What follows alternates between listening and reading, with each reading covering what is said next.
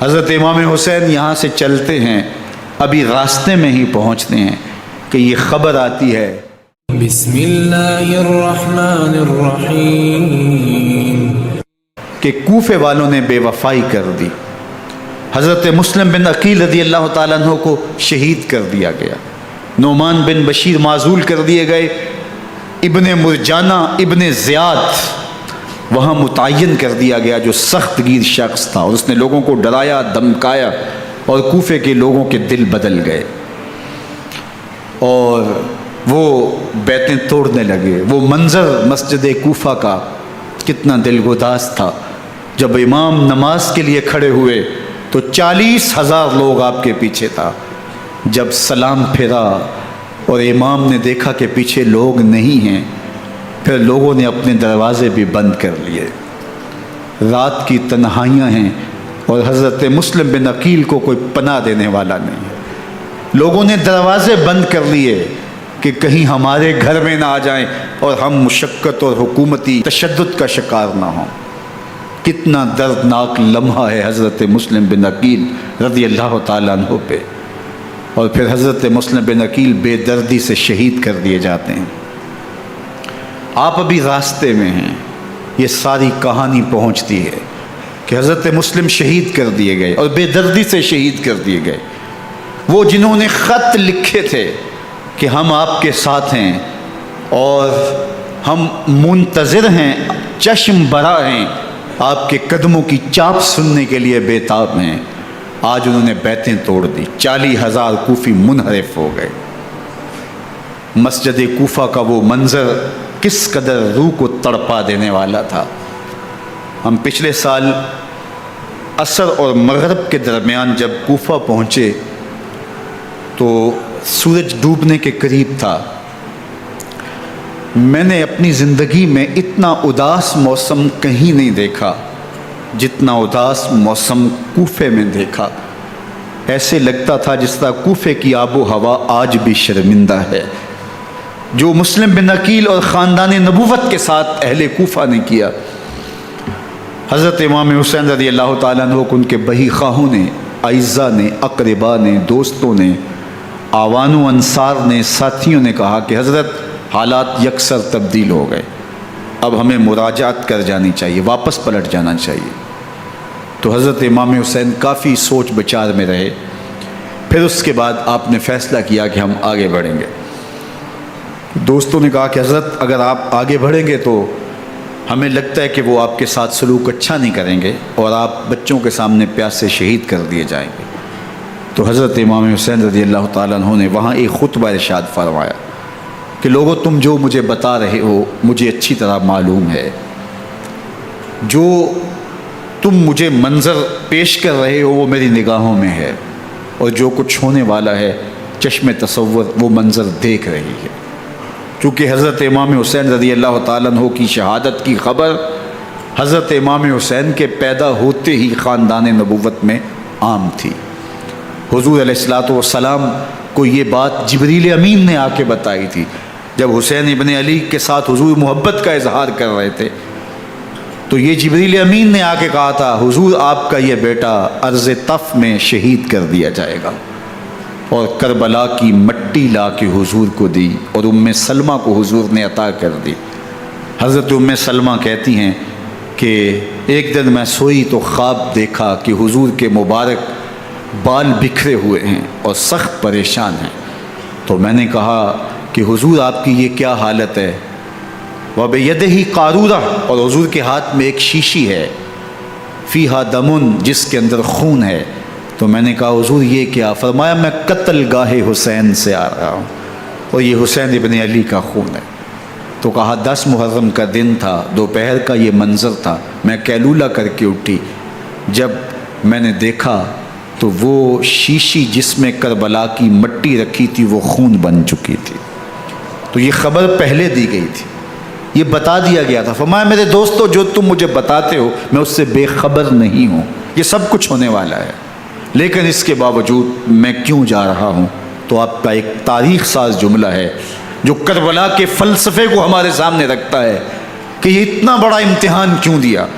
حضرت امام حسین رضی اللہ تعالیٰ عنہ نے فرمایا وَلَكُمْ فِيَّ أُسْوَةٌ، میں اس لیے جا رہا ہوں قیامت تک ظلم، جبر اور ناانصافی کے خلاف کھڑے ہونے والوں کے لیے کوئی نمونہ تو ہو۔ میری زندگی قیامت تک ظلم، جبر اور استحصالی نظام کے خلاف کھڑے ہونے والوں کے لیے نمونہ ہے۔ تو حضرت امام حسین رضی اللہ تعالیٰ عنہ نے حق اور باطل کے درمیان ایک سرخ لکیر کھینچ دی اپنے خون سے۔ اب حق اور باطل کا امتیاز کرنا مشکل نہیں ہے، کوئی باطل پہ اڑا رہے تو الگ بات ہے، لیکن امتیاز کرنا مشکل نہیں ہے۔ حدود بالکل واضح کر دیں۔ اقبال نے یہاں کتنی خوبصورتی کے ساتھ اس مضمون کو نبھایا۔ سرخ رو عشق غیور از خون او، شوخی این مصرع از مضمون او، تا قیامت قطع استبداد کر، موج خون او چمن ایجاد کر۔ ایک جہاں آباد کر دیا، حق اور باطل کی راہیں اجال دی۔ اب لوگوں کو یزید کا چہرہ پہچاننے میں دیر نہیں لگتی۔ وقت کے ہر یزید کا چہرہ آسانی سے پہچانا جا سکتا ہے۔ یہ معرفت زمانے کو کروائی کس نے؟ حسین ابن علی نے کروائی رضی اللہ تعالی عنہ۔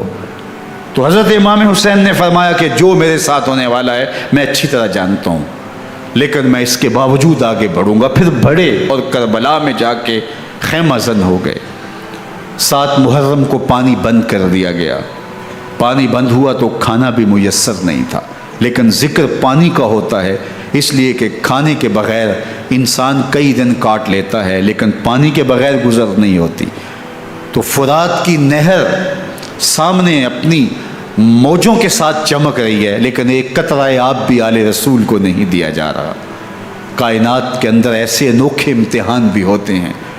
وارث ہوں ساقی کوثر کے، مالک ہوں حوض کوثر کے، اور بیٹے ہوں ساقی کوثر کے، اور آج ایک بوند پانی کی بھی میسر نہ ہو۔ صبر کا امتحان ہے، عزیمت کا امتحان ہے۔ حضرت امام حسین رضی اللہ تعالیٰ عنہ خیمہ زن ہو گئے۔ 3 دن تک پانی بند رہتا ہے۔ 9 محرم کو رات کی تنہائی میں حملہ آور ہونا چاہتے ہیں، لیکن آپ نے کہا کہ ہمیں اللہ کے حضور عبادت اور ذکر کے لیے وقت دیا جائے۔ ساری رات ذکر میں گزرتی ہے، عبادات میں گزرتی ہیں۔ رات کے اندھیرے میں آپ چراغ بجھا دیتے ہیں۔ آوان و انصار کو کہتے ہیں کہ ان کی دشمنی میرے ساتھ ہے، انہیں میرا خون چاہیے۔ اگر تم رات کی تاریکی میں نکل جاؤ تو میں تم سے کوئی مواخذہ نہیں کروں گا، اور یہ بھی تمہارا پیچھا نہیں کریں گے، اس لیے کہ ان کا مطلوب تم نہیں ہو، ان کا مطلوب میں ہوں۔ جب چراغ جلایا تو کوئی بھی نہیں گیا۔ مسلم بن نوسجہ کھڑے ہو کے کہتے ہیں حضرت اگر ہمارے بدن کو 70 بار کاٹا جائے اور جلایا جائے اور ہواؤں میں اڑا دیا جائے پھر بھی آپ کا ساتھ نہیں چھوڑیں گے۔ 70 سال کے بوڑھے ہیں حبیب بن مظاہر، کہتے ہیں حضرت آپ کو چھوڑ کے جائیں کہاں، آپ کو چھوڑ کے جائیں کہاں؟ کوئی ساتھ چھوڑنے کے لیے تیار نہیں ہے۔ پیاس ہے، سخت گرمی ہے، کربلا کا ماحول ہے، 72 افراد اور خاندان کی خواتین میدان کربلا میں خیمہ زن ہیں۔ دوسری طرف لشکر اعداء اشقیا 22,000 کی تعداد میں مقابلے میں، ایک روایت 30,000 کی ہے۔ ان صرف 72 پیاسے لوگوں کے لیے اتنے لوگوں کو جمع کرنے کا مقصد خوف زدہ کرنا تھا۔ شرط ہے کہ یزید کی بیعت کر لیں، محاصرے توڑ دیں گے، پانی دستیاب ہوگا، اعزاز و اکرام سے نوازا جائے گا، خزانوں کے منہ کھول دیے جائیں گے۔ لیکن حسین ابن علی کہتے تھے سب کچھ لٹ جائے گا، باطل کے ہاتھ پہ ہاتھ نہیں رکھوں گا۔ اللہ اکبر۔ اب صبح طلوع ہوتی ہے، عاشور کا دن چڑھتا ہے، سورج اپنی پوری تمازت کے ساتھ گرمی برسا رہا ہے۔ آج خاندان نبوت کا امتحان زمانے نے دیکھنا ہے۔ رسول اللہ کا لعاب چوسنے والا اس کے صبر کا آج امتحان ہے۔ حضور کے کندھوں پہ کھیلنے والے حسین کا آج امتحان ہے۔ اللہ اکبر۔ حسین ابن علی تمام حجت کرتے ہیں میں نے تمہارا کچھ نہیں بگاڑا، میں نے کسی کا خون نہیں کیا، میں نے کوئی زیادتی نہیں کی، تم کیوں میرے قتل کے در پہ ہو؟ تم جانتے نہیں میں کون ہوں؟ میں تمہارے نبی کا نواسا ہوں، رسول اللہ صلی اللہ علیہ وآلہ وسلم کے کندھوں پہ کھیلتا رہا ہوں، حضور کا لعاب چوستا رہا ہوں، اور میں بوسہ گاہ رسول صلی اللہ علیہ وآلہ وسلم ہوں۔ لیکن ان اشقیاء کے دل پر کوئی چیز اثر انداز نہیں ہوتی. ایک ہور ہے، اللہ اس کے دل میں نرمی ڈالتا ہے. پہلے تو امام حسین کو گھیر کے لے کر کے آتا ہے، لیکن بعد میں وہ قافلہ یزید سے قافلہ حسین کی طرف آ جاتا ہے. امام حسین فرماتے تو دنیا میں بھی ہور ہے، آخرت میں بھی ہور ہے. آزادی مل جاتی ہے. باقی 22,000 کا لشکر جرار امام حسین کے قتل کے در پائے ہے. پھر تاریخ نے خاندان نبوت کا وہ انوکھا امتحان دیکھا.